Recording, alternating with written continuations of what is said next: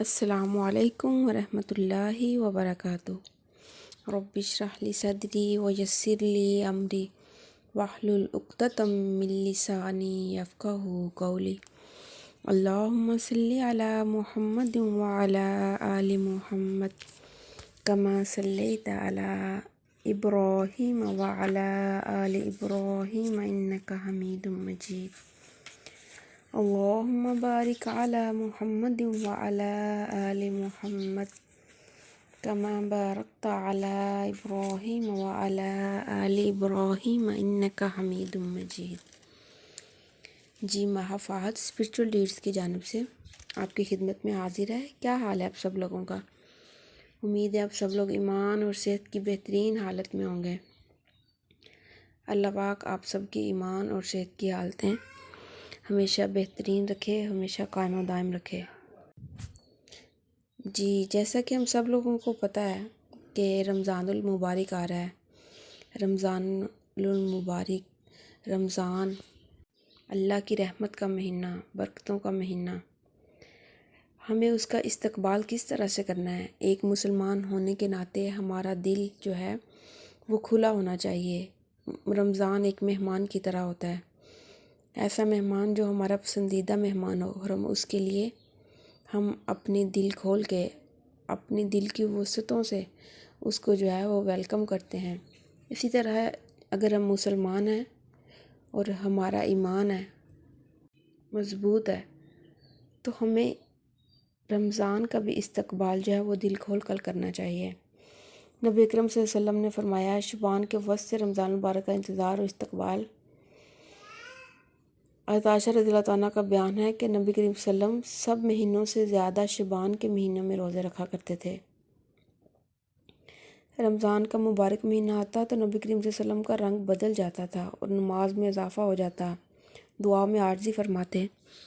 شعبان کا تو اب کچھ وقت نکل چکا ہے۔ شعبان کے پہلے 15 دنوں میں روزے رکھنا جو ہے وہ زیادہ واجب ہے اور زیادہ افضل عمل ہے، لیکن شعبان کے آخری 15 دنوں میں روزے جو ہیں وہ نہیں رکھنے چاہیے، کیونکہ انسان تھک جاتا ہے۔ اور رمضان کے آخری 2 دن میں، شعبان کے آخری 2 دن میں روزہ رکھنا بالکل منع ہے، کیونکہ رمضان کا استقبال جو ہے وہ فری ہو کر کرنا چاہیے۔ یہ نہیں کہ جیسے پہلے روزے رکھ لیں تو ویسے رمضان آ گیا اور کچھ پتہ نہیں چلا۔ حضرت سلیمان فارسی رضی اللہ تعالیٰ عنہ سے روایت ہے کہ رسول اللہ صلی اللہ علیہ وسلم نے شعبان کے آخر میں وعظ فرمایا، اے لوگو، تمہارے پاس عظمت والا، برکت والا مہینہ آیا ہے، وہ مہینہ جس میں ایک رات 1000 مہینوں سے بہتر ہے، اور اس کے روزے اللہ تعالیٰ نے فرض کیے اور اس کی رات میں قیام کرنا نفل قرار دیا۔ جو اس میں نیکی کا کوئی کام کرے، یعنی نفل عبادت کرے، تو وہ ایسا ہے جیسے اور دنوں میں 70 فرض ادا کیے۔ مطلب کہ ہمارا نفل جو ہے وہ 70 گنا بڑھ کے وہ 70 فرض بن جاتا ہے۔ اس طرح اس حد تک ہر چیز میں جو ہے وہ انکریمنٹ لگ جاتا ہے، انہینسمنٹ ہو جاتی ہے۔ یہ صبر کا مہینہ ہے، صبر کا ثواب جنت ہے، اور یہ غم خواری کا مہینہ ہے، اور اس مہینے میں مومن کا رزق بڑھایا جاتا ہے۔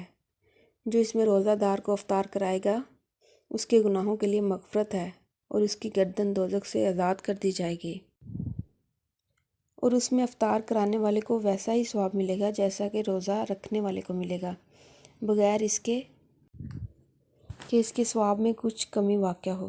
ہم نے عرض کیا، یا رسول اللہ صلی اللہ علیہ وسلم، ہم میں ہر شخص وہ جو چیز نہیں پاتا جس سے روزہ افطار کرائے۔ مطلب کہ ہر شخص کے پاس تو اتنی استطاعت نہیں ہوتی نا کہ وہ زیادہ لوگوں کو جو ہے وہ روزہ افطار کرا سکے۔ حضور صلی اللہ علیہ وآلہ وسلم نے فرمایا، اللہ تعالیٰ یہ ثواب اس شخص کو بھی دے گا جو ایک گھونٹ دودھ یا ایک کھجور یا ایک گھونٹ پانی سے افطار کرائے، اور جس نے روزہ دار کو پیٹ بھر کر کھانا کھلایا، اس کو اللہ تعالیٰ میرے حوض سے سراب کرے گا، کبھی پیاسا نہ ہوگا، یہاں تک کہ جنت میں داخل ہو جائے گا۔ یہ وہ مہینہ ہے کہ اس کا ابتدائی حصہ رحمت ہے، اس کا درمیانی حصہ مغفرت ہے، اور اس کا آخری حصہ جہنم سے آزادی ہے۔ اس مہینے میں جو اپنے غلام پر تخفیف کرے، یعنی اس کے کام میں کمی ڈال دے، تو اللہ تعالیٰ اسے بخش دے گا اور جہنم سے آزاد فرمائے گا۔ تو اس حدیث مبارکہ سے ہمیں جو ہے وہ رمضان میں کیا کیا کام کرنے ہیں، اس کی تیاری ہے، اس کے بارے میں ہمیں تھوڑی بہت جو ہے رہنمائی ملی ہے، ہمیں اس چیز میں مدد ملی ہے کہ ہمیں رمضان میں جو ہے کون کون سے کام کرنے ہیں اور اس میں ہمیں کیا کیا فائدہ ہونے والا ہے۔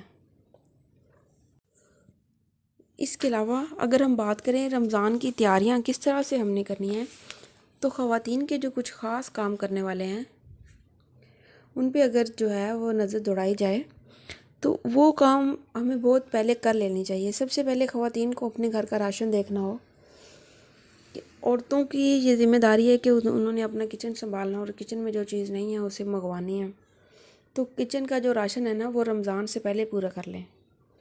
اور عید کے جو کپڑے ہوتے ہیں وہ رمضان میں ڈیلی جا کے شاپنگ کرنا، یہ چیز جو ہے یہ ہماری عبادت کو کم کرتی ہے اور ہمیں تھکا دیتی ہے۔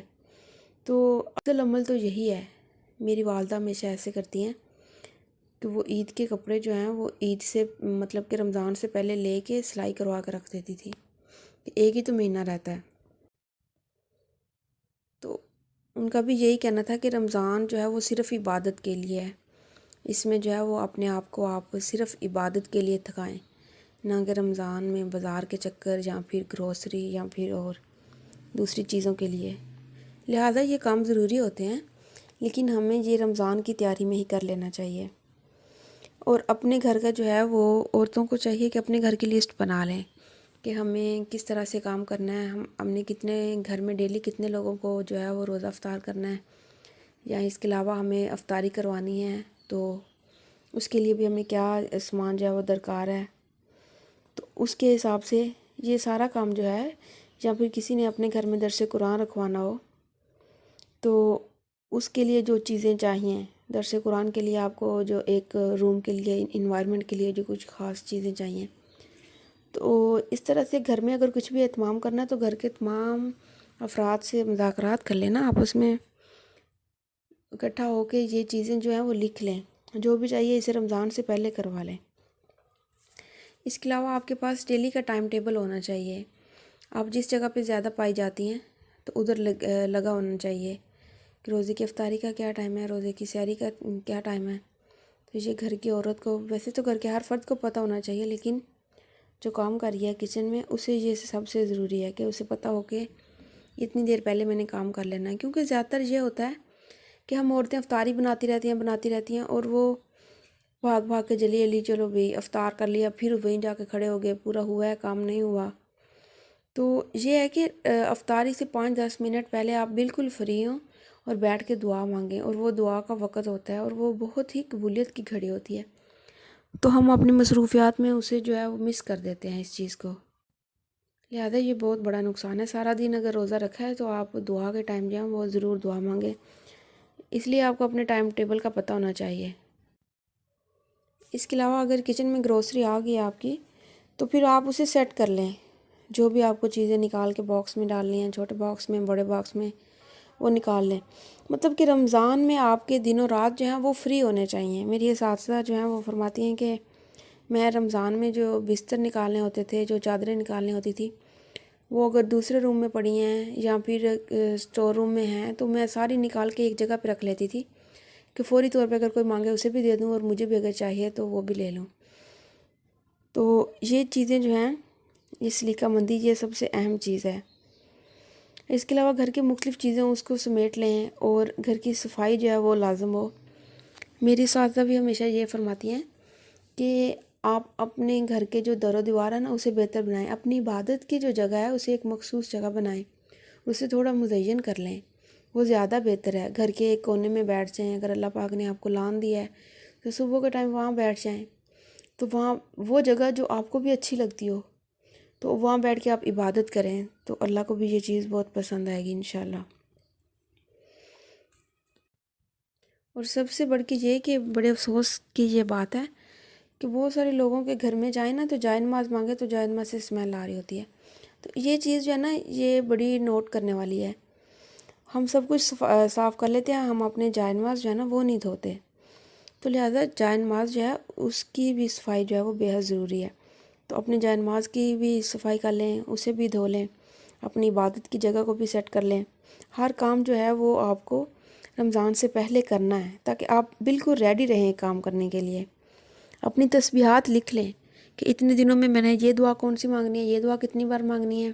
لکھ کے کارڈ بنا لیں تو وہاں سے انسان دیکھ لے تو یہ زیادہ ایزی ہے کہ آج مجھے کون سی تسبیح کرنی ہے اور کتنی کرنی ہے، اور میں نے کی بھی ہے کہ نہیں کی. اگر کی ہے تو ٹک لگائیں اس پہ. اس کے علاوہ اگر آپ کی لانڈری ہے پڑی ہوئی ہے تو اسے وہ بھی آپ فنش کر لیں کہ رمضان سے پہلے آپ کی لانڈری جو ہے وہ کمپلیٹ ہو جائے. اسے دھو کے رکھ لیں اپنی چادریں وغیرہ. اور ہمیشہ جو ہے وہ اپنے مائنڈ میں یہ بات رکھیں کہ ہاں یہ رمضان کا مہینہ، پتہ ہونا چاہیے کہ یہ رمضان ہے. ہماری روٹین، ہمارا اٹھنا بیٹھنا یہ جو ہٹ کے جو ہے اس سے ہٹ کے ہمارا ہونا چاہیے. ہمارے پاس ایک عبادت کی جو ہے وہ تفصیل ہونی چاہیے جس کو ہمیں لکھ کر جس کی تیاری کر لیں، کیونکہ یاد رہے کہ کوئی بھی نیکی جو نفل کا درجہ پاتی ہے عام طور پہ تو رمضان میں وہ 10 فرض کا درجہ ہو جاتی ہے. ایک جگہ پہ 70 فرض ہے اور ایک جگہ پہ 10 ہے. اور اگر جو فرض ہے جیسے نماز ہے تو اگر رمضان میں ہم پڑھیں گے تو 70 فرض کے برابر ہو جائے گی. مطلب کہ ایک فرض ادا کیا گویا آپ نے 70 فرض ادا کیے. تو یہ چیزیں اپنے مائنڈ میں رکھیں کہ یہ رحمت کا مہینہ ہے. اور اس کے علاوہ جو سب سے امپورٹنٹ بات ہے وہ یہ ہے کہ روزہ رکھ کر ہم فحش کوئی گالی گلوچ غیبت اس چیز سے پرہیز نہیں کرتے. آج کل کے دور میں ہم روزہ رکھتے ہیں اور سوشل میڈیا پہ چلے جاتے ہیں، وہاں میوزک اور ڈیفرینٹ تھنگز جو ہیں وہ ڈرامہ یہ چیزیں ہیں. تو اس چیز سے جو ہے وہ پرہیز کرنا چاہیے. روزہ ایک عبادت کا نام ہے. آپ نے جتنے بھی گھنٹے کا روزہ رکھا ہے، 10 گھنٹے کا 11 گھنٹے کا آپ نے روزہ رکھا ہے، اس سارے جو ہے وہ روزے کی حالت آپ کی عبادت کی حالت ہونی چاہیے. یہ نہیں کہ آپ لڑائی بھی کر رہے ہیں، آپ فحش گوئی بھی کر رہے ہیں، آپ گندی گالی بھی دے رہے ہیں. تو اس چیز کو اور سوشل میڈیا کا جو ہے وہ بھی غلط استعمال کر رہے ہیں. تو نہیں، اس چیز کو جو ہے خاص طور پہ اس کا خیال رکھنا چاہیے. لہٰذا آج کی صرف اتنی ہی ہماری ویڈیو ہے کہ ہمیں رمضان المبارک کا استقبال کیسے کرنا ہے. انشاءاللہ ہم ساتھ ساتھ چلیں گے رمضان المبارک کے ساتھ. مختلف ٹپس نیکیوں کو اکٹھا کرنے کے اور گھر کے کام کے انشاءاللہ یہ بھی ہم ساتھ ساتھ لے کے چلیں گے. رمضان المبارک کا جو استقبال ہے وہ خوشی سے کریں. کچھ ایسے گیسٹ جو آپ کو خوشی دیتے ہیں، جب وہ ہمارے گھر آتے ہیں تو ہم بہت خوش ہوتے ہیں. اور پھر ان کی خوشی کے لیے اسی خوشی میں اگر کوئی ہم کام کریں نا تو وہ کام بھی بہت اچھا ہوتا ہے اور اس میں آسانی بھی ہو جاتی ہے، تو اس کی کوالٹی بھی بہت اچھی ہوتی ہے. اسی طرح سے اگر ہم رمضان کو خوش دلی سے استقبال کریں گے تو وہ بھی ہمارے لیے آسانیاں بھی انشاءاللہ ہوں گی روزے میں. اور اس کے علاوہ اس کی ہماری جو نیکی کی کوالٹی ہے وہ بھی اس سے بہتر ہو جائے گی. اور دورہ قرآن جو ہے یہ ضرور اٹینڈ کریں آپ لوگ، اس کا ضرور اہتمام کریں. وما علینا الا البلاغ المبین. السلام علیکم ورحمۃ اللہ وبرکاتہ.